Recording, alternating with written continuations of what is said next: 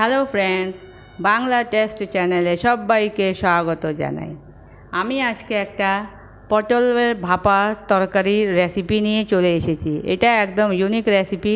আমরা অনেক রকমেরই ভাপা খেয়েছি, পটল ভাপা তো মনে হয় না কেউ খেয়েছে। তাহলে চলুন দেখে নেই।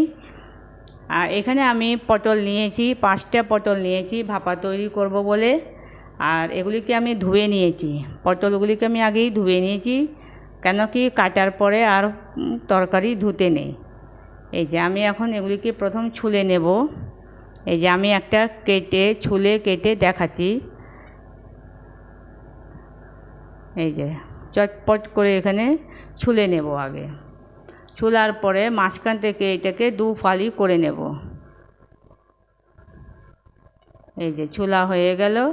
এখন এই যে এইভাবে 2টো ফালি মাঝখান থেকে করে নেব। এরকম করে কাটবো সবগুলি পটলকে। তাহলে চলুন সব পটলকে আমি কেটে নিয়ে আসি। এই যে আমি এখানে দাঁড়িয়ে দাঁড়িয়ে পটল কাটছি, তাই দেখাচ্ছি। আর রান্নাঘরের মধ্যে জানলা আছে তো সামনে, আর ওটা দিয়েই আলো আসছে।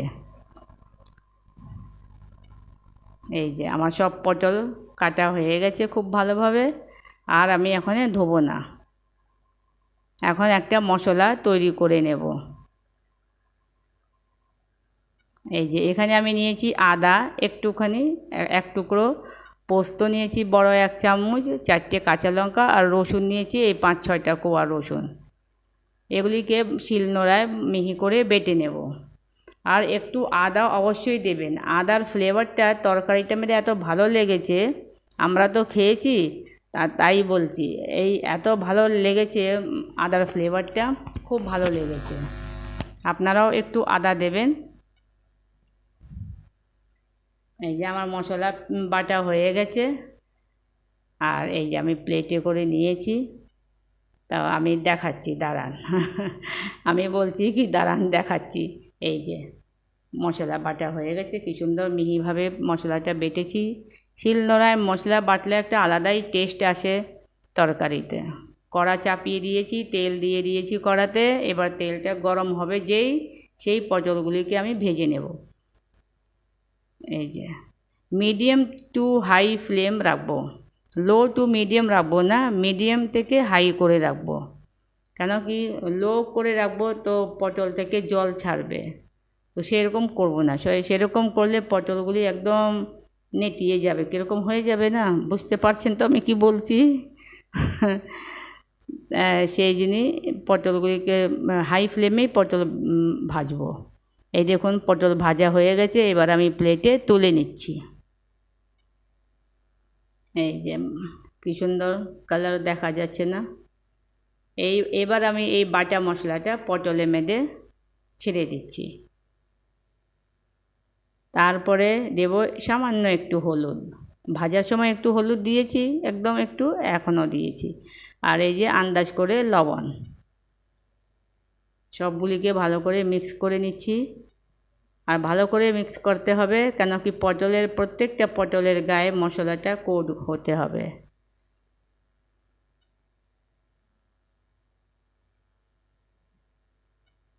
এই যে এবার এটাকে একটা টিফিন বাটি মেরে রাখবো। টিফিন বাটিতে আগে একটু তেল লাগিয়ে নেব নিচে। এই যে এখন এই তরকারিটা যে মেখে রেখেছি সেটা দিয়ে দিলাম টিফিন বাটিতে। এই যে এখন উপর থেকে একটু সামান্য, দেখুন ছোটো চামচের 1 চামচ পুরো তেল দিইনি, অনেক কম তেল দিয়েছি, অল্প তেলে রান্না। 2টো কাঁচা লঙ্কা দিয়েছি। এবার টিফিনের ঢাকা বন্ধ করে দেব। এখন এইটাকে কড়াতে গরম জলে মেরে বসাবো। একটা কড়াতে গরম জল বসিয়েছি আমি, ওর মধ্যে বসাবো। এই যে বসিয়ে দিয়েছি, এখন একটা ঢাকা দিয়ে ঢেকে দেব। আর লো টু মিডিয়াম ফ্লেমে এখন এটাকে 10 মিনিট হতে দেব। ভাপে হবে খুব সুন্দর। এই যে আমার হয়ে গেছে তরকারি, ঠান্ডা হলে পরে খুলে দেখাবো। এই দেখুন পটল থেকে কত জল ছেড়েছে। আপনারা ভাবছেন বোধহয় টিফিনেতে ভেতরে জল গেছে, তা না, তো পটল থেকেই জল উঠেছে, লবণ দিয়ে মেখেছি না, তারপরে এই দেখুন আমি সার্ভ করে নিয়েছি। কি সুন্দর কালার দেখা যাচ্ছে, কত ভালো হয়েছে, গরম ভাতের সাথে খুব ভালো জমে যাবে। দেখুন পটলের রঙটা দেখছেন, মশলার রঙটা কি সুন্দর গোল্ডেন গোল্ডেন, এত ভালো হয়েছে তরকারিটা। খেয়েছি আর আদা আদার একটুখানি গন্ধ লাগছে, খুব ভাল লাগছে গরম ভাতের সাথে। আজকে আমাদের লাঞ্চ একদম জমে যাবে। আপনারাও বাড়িতে ট্রাই করে দেখবেন, তারপরে আমাকে কমেন্ট করবেন। তাহলে আপনাদেরকে যদি এই রেসিপিটা ভালো লেগে থাকে তাহলে লাইক শেয়ার আর সাবস্ক্রাইব করার অনুরোধ রইল। আমি আবার আসছি। Bye bye.